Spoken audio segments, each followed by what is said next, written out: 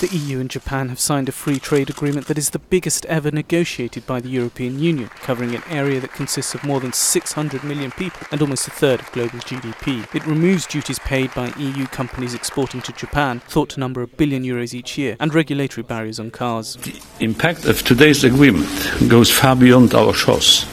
Together, we are making, by signing this agreement, a statement about the future of free and fair trade. We are showing that we are stronger and better off when we work together.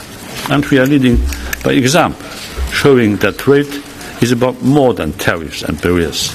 It is about values. The deal will substantially benefit food manufacturers in the EU. Processed food exports could go up by 180%.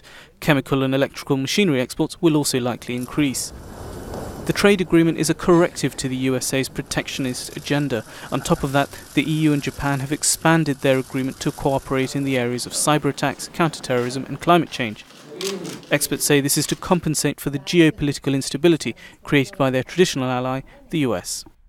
There are concerns in Japan as to the reliability of this president, and hence they and other Asian countries are looking towards the EU as a bulwark of stability in the international system.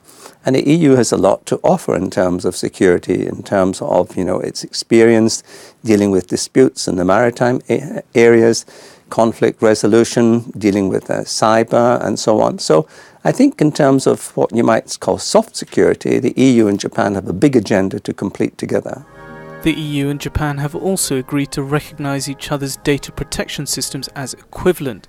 That will allow data to flow safely between the EU and Japan. It creates the world's largest area of safe data flow.